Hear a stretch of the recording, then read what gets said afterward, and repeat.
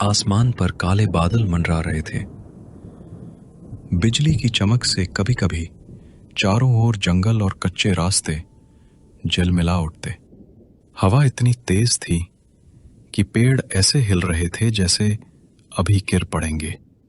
उस रात गांव के 7 लोग पास के कस्बे से अपने गांव लौट रहे थे, पुराना ट्रैक्टर से। ट्रैक्टर के ड्राइवर सीट पर एक बूढ़ा आदमी बैठा था। उसकी झुर्रियों भरी आंखों में थकान और अनुभव झलक रहा था। पीछे ट्रॉली में बाकी लोग थे, 2 औरतें, एक जवान, दूसरी मध्यम उम्र की। 2 लड़के, शरारती पर थके हुए। 2 आदमी, मजबूत कदकाठी वाले, पर चेहरे पर चिंता झलक रही थी। ट्रॉली हिलती डुलती कीचड़ में फंसती हुई आगे बढ़ रही थी। भैया ये रात में सफर करना भी एक अलग ही मजा है। बिजली चमकती है तो रास्ता साफ दिख जाता है, वरना तो अंधाधुंध। मजा? मुझे तो डर लग रहा है। सुना है इस रास्ते पर रात में कई लोग गायब हो गए। चुप कर, डराने की आदत मत डालो। औरत जात साथ में है। अरे बहन जी, डरने की जरूरत नहीं। भूत प्रेत जैसी कोई चीज नहीं होती। ये सब औरतों और बच्चों को डराने की बातें हैं। कौन कहता है नहीं होते? मैंने अपनी आंखों से देखा है। अरे काका, अब फिर से अपनी पुरानी डरावनी कहानियां मत सुनाना।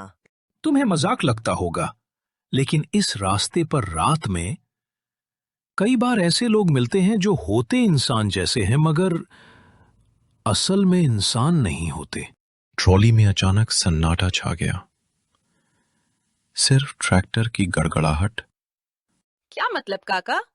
इंसान जैसे पर इंसान नहीं? हाँ, कभी कभी वे तुम्हें रास्ता दिखाएंगे, तुम्हें सही दिशा बताएंगे, लेकिन हर बार वो दिशा तुम्हें मौत की ओर ले जाती है। भगवान का नाम लो, ऐसी बातें मत करो इस रात में। अरे चुप रहो सब, डरने की जरूरत नहीं। हम सब साथ हैं, कुछ होगा भी तो संभाल लेंगे। बिजली चमकी और कुछ क्षण के लिए सड़क पर दूर एक साया दिखाई दिया, लंबा सा, अजीब सा खला, और अचानक अंधेरे में गायब। तुमने देखा? वहां कोई खड़ा था। तेरी आंखों का धोखा होगा। रात का अंधेरा है। रात और गहरी हो चुकी थी। बारिश अब तूफान में बदल गई थी। ट्रैक्टर की ट्रॉली पानी और कीचड़ से भर चुकी थी। आखिरकार सबने एक दूसरे की ओर देखा और बूढ़े ड्राइवर से कहा, काका, अब और नहीं। ट्रॉली से नीचे उतरना पड़ेगा, वरना सब डूब जाएंगे। बूढ़ा ड्राइवर भारी मन से सहमति देता है। सब भीगते हुए नीचे उतर जाते हैं। जैसे ही सब कीचड़ में पैदल चलने लगते हैं, अचानक लड़का उंगली दिखाकर चिल्लाता है, देखो, दूर रोशनी नजर आ रही है। सबके चेहरे पर थोड़ी राहत आती है। शायद कोई गांव है, चलो वही चलते हैं, बारिश से बच जाएंगे। लेकिन इस इलाके में तो कोई गांव नहीं है। कम से कम मैंने कभी नहीं सुना। हाँ, मैं भी सालों से इधर आता जाता हूं। यहां कोई गांव नहीं था। फिर भी सब बारिश से बचने की उम्मीद में रोशनी की ओर चल पड़ते हैं। जंगल के बीच अचानक एक छोटा सा गांव दिखा। टूटी फूटी झोपड़ियां, कच्ची गलियां और बीच में एक चाय की टपरी। टपरी के अंदर लालटेन जल रही थी। वहां एक चाय वाला बैठा था और उसके पास 2 अजनबी आदमी भी बैठे थे। सब एक दूसरे की ओर देखने लगे। बारिश इतनी तेज थी कि कोई भी बाहर टिक नहीं सकता था, लेकिन ये दोनों आदमी बिना भीगे आराम से बैठे थे। ये देखकर सबके दिल में हैरानी और डर दोनों उतर गए। थके हुए लोग मजबूरी में उसी टपरी में घुस गए। भाई, जरा छांव दे दो, बहुत भीग गए हैं। अरे, आप लोगों का स्वागत है यहाँ। इतनी रात को इस तूफान में कौन निकलता है? बैठो बैठो। तभी बारिश थम जाती है। तब लड़का कहता है, अब बारिश कम हो रही है। हमें चलना चाहिए। नहीं भाई, आज रात कहीं जाना मत। ये तूफान अभी थमेगा नहीं। आप लोग मेरे घर चलो, वहीं आराम से रात काट लो। सुबह होते ही निकल जाना। सब एक दूसरे की ओर देखते हैं, फिर मजबूरी में हामी भर देते हैं। चाय वाला रास्ता दिखाते हुए उन्हें अपने घर ले जाता है। रास्ते में वे चारों ओर गांव को देखते हैं।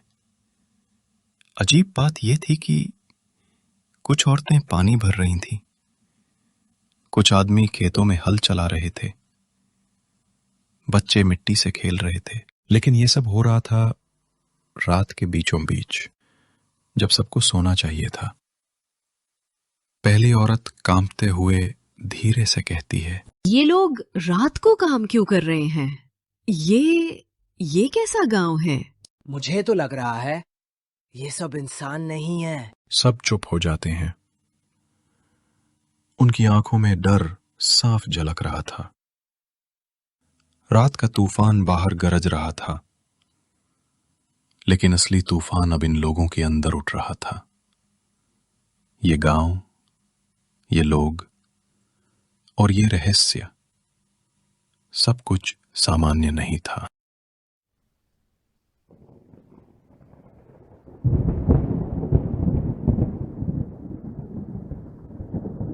तूफान और भयानक हो चुका था। चाय वाले ने मुस्कुराते हुए सबको अपने घर में जगह दी। एक पुराना सा कच्चा मकान, मिट्टी की दीवारें, टिमटिमाती लालटेन और सड़े धुएं की गंध। भीगे और थके लोग मजबूरी में वहीं रुक गए। आराम करो, सुबह होते ही रास्ता साफ हो जाएगा। सबको बिस्तर पर बैठा दिया गया, लेकिन माहौल अजीब था। बाहर अब भी गांव वाले काम कर रहे थे। कोई आटा पीस रहा था, कोई लकड़ियां काट रहा था। ये लोग रात को भी काम क्यों कर रहे हैं? क्या ये कभी सोते नहीं? मुझे लग रहा है कुछ गड़बड़ है। बूढ़ा ड्राइवर चुपचाप सब सुन रहा था। उसकी आंखें संदेह से भरी थीं। आधी रात, सब बिस्तरों पर लेटे थे। अचानक दूसरी औरत की नींद खुली। उसने दरवाजे के बाहर से अजीब आवाजें सुनी। ठक ठक ठक, जैसे कोई भारी हथौड़े से जमीन खोद रहा हो। वो धीरे धीरे खिड़की के पास गई और बाहर झांका। उसकी आंखें चौड़ी रह गईं। गांव के बीच लालटेन की रोशनी में गांव वाले मिलकर मिट्टी खोद रहे थे। उनके चेहरे भावहीन थे, आंखें बिल्कुल सफेद, और सब एक सुर में बुदबुदा रहे थे, आजा आजा। औरत डरकर पीछे हट गई और कांपते हुए बाकी सबको जगा दिया। बाहर सब पागल जैसे गड्ढा खोद रहे हैं और मंत्र बोल रहे हैं। लड़के ने हिम्मत करके खिड़की से झांका। उसने देखा गांव के बीच बहुत बड़ा गड्ढा खोदा जा चुका था। उसमें लालटेनें टंगी थीं और चारों ओर गांव वाले मंत्र गा रहे थे, आजा आजा आजा। गांव के लोग उस गड्ढे के अंदर मानव खोपड़ियां और हड्डियां डाल रहे थे। ये जगह कब्रिस्तान है। चाय वाला अचानक कमरे में आ गया। उसके चेहरे पर वही अजीब मुस्कान थी।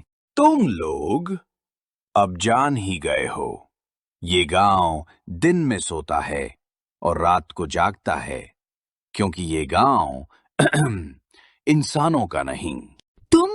तुम लोग कौन हो? हमें क्यों फंसाया? तूफान कोई संयोग नहीं था। जो भी इस रास्ते से गुजरता है उसे हम बुलाते हैं, ताकि वो हमेशा के लिए इस गांव का हिस्सा बन जाए। रात गहराती जा रही थी। चाय वाले की मुस्कान और गांव वालों की आवाजें सबके दिलों में डर को और गहरा कर रही थीं। बाहर लोग लगातार मिट्टी खोद रहे थे, मानो किसी बड़ी चीज की तैयारी कर रहे हों। तुम सब सोच रहे हो ये गड्ढा किस लिए है? ये गड्ढा तुम्हारे लिए है। आज रात तुम सब यही दफन किए जाओगे। हमें छोड़ दो, भगवान के लिए छोड़ दो। भगवान यहां नहीं आते। ये गांव उनका नहीं है। ये गांव सिर्फ मौत का है। बाहर गांव वाले भी बदलने लगे। उनके चेहरे सूखकर खोपड़ी जैसे हो गए। उनकी आंखों में कोई जान नहीं थी, सिर्फ खाली सफेद गड्ढे। जल्दी भागो! सब बाहर दौड़ने लगे। पीछे से गांव वालों की चीखें और गुर्राहट गूंज रही थी। चाय वाला चिल्ला रहा था, भागो मत, अब तुम सब इस गांव का हिस्सा हो। कोई भी यहां से बाहर नहीं जा सकता। बारिश रुक चुकी थी, लेकिन जंगल का अंधेरा और भी गाढ़ा हो गया था। गांव की गलियों में हर मोड़ पर साए खड़े थे। कहीं से भी निकलो, रास्ता उसी गांव की ओर वापस ले आता था। गांव वाले अब उनके पीछे थे। उनकी आंखें सफेद चमक रही थीं और उनके मुंह से अजीब सी फुसफुसाहट निकल रही थी। आजा, आजा, आजा। हम कहीं निकल क्यों नहीं पा रहे? ये जगह जैसे हमें बांध रही है। ये कोई साधारण गांव नहीं है, ये शापित जगह है। अचानक दूर एक पुराना खंडहर दिखा। वहीं एक सफेद दाढ़ी वाला बूढ़ा साधु बैठा था।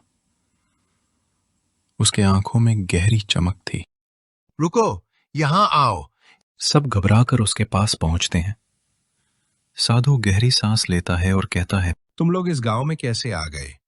ये गांव तो 100 साल पहले ही जलाकर मिटा दिया गया था। सबके पैरों तले जमीन खिसक जाती है। लेकिन हमने तो अपनी आंखों से देखा, लोग, घर, चाय वाला, सब कुछ। वे लोग अब इंसान नहीं। ये गांव उस रात का कैदी है जब यहाँ के सब गांव वाले काली साधना में मरे थे। उनकी आत्माएं हर आधी रात को जिंदा हो उठती हैं और जो भी इस रास्ते से गुजरता है उसे अपने साथ खींच लेती हैं। सब सन्न रह जाते हैं। बाहर से फिर वही आवाज आती है, आजा, आजा। तो अब हमारा क्या होगा? साधु आंखें बंद करके मंत्र जपने लगता है। फिर धीरे से कहता है, इस गांव से बाहर जाने का एक ही रास्ता है, बलिदान। या तो तुम में से कोई एक इस गड्ढे में समा जाए, या फिर तुम सब यहां हमेशा के लिए कैद हो जाओगे। सबके चेहरों पर मौत का साया उतर आता है। तभी गांव वाले चीखते गुर्राते खंडर के बाहर पहुंच जाते हैं। चाय वाला सबसे आगे खड़ा है। समय आ गया है, बलिदान दो वरना सबको हम ले जाएंगे। जल्दी फैसला करो, एक को अपनी जान देनी होगी ताकि बाकी बच सकें। अब सबकी जान दांव पर थी। कौन देगा बलिदान? और क्या सच में बलिदान से वे बच पाएंगे, या ये भी गांव का धोखा है? जल्दी फैसला करो, एक को बलिदान देना ही होगा। सबकी सांसें थम गईं। हम कैसे चुने कि कौन मरेगा? अगर मैं चला जाऊं तो बाकी बच जाएंगे। हाँ, लेकिन ध्यान रहे, ये आत्माएं वचन तोड़ती नहीं। एक गया तो बाकियों को जाने देंगी। लड़का आगे बढ़ने लगता है, पर बूढ़ा ड्राइवर उसका हाथ पकड़ लेता है। नहीं बेटा, तेरी उम्र नहीं है मरने की। अगर किसी को जाना है तो मैं जाऊंगा। वो लोग वहां से भागकर फिर से गांव पहुंच जाते हैं। बाहर पहुंचकर वे देखते हैं कि गांव की गलियां फिर से बदल गई हैं। चारों ओर वही चक्रव्यूह। हर रास्ता उन्हें वापस उसी चौक पर ला रहा है। गड्ढा अब और बड़ा हो चुका था और उसमें से काला धुआं उठ रहा था। अचानक काले धुएं से चाय वाला बाहर आया, पर अब वो इंसान नहीं रहा। अब तुम सब मेरे हो। ये गड्ढा तुम्हारी कब्र बनेगा। गांव वाले चारों ओर से घेर लेते हैं। उनके मुंह से एक ही स्वर गूंजता है, आजा, आजा, आजा। तभी अचानक वहां पर साधु आ जाता है। तुम लोग भागो, ये मेरी आखिरी लड़ाई है। वो लोग भागने लगते हैं। साधु मंत्र पढ़ने लगता है। तेरी साधना अब मेरे सामने कुछ नहीं। साधु पीछे की ओर गिर जाता है। तभी लड़का उनको पास आता है। मुझे बताओ, इसे रोकने का सही तरीका क्या है? गड्ढे में आत्मा को वापस भेजने के लिए किसी जिंदा इंसान को उसकी जगह जाना होगा। बुड्ढा ड्राइवर दौड़कर आता है और गड्ढे में कूद जाता है। जैसे ही ड्राइवर गड्ढे में गिरता है, धरती हिल जाती है। गड्ढे से लाल और सफेद रोशनी एक साथ निकलती है। गांव वाले चीखते हुए गिरते हैं और धुएं में बदल जाते हैं। पूरी तरह धुएं में बदलकर गड्ढे में समा जाती है। गांव गायब होने लगता है। वो सब लोग ट्रैक्टर के पास पहुंच जाते हैं। अब सब कुछ ऐसा लग रहा है कि जैसे कभी गांव था ही नहीं। काका, उसने अपनी जान देकर हमें बचा लिया। शायद ये गांव अब कभी नहीं लौटेगा। जंगल के बीच हवा चलती है। मिट्टी से हल्की सी फुसफुसाहट गूंजती है। आजा, आजा।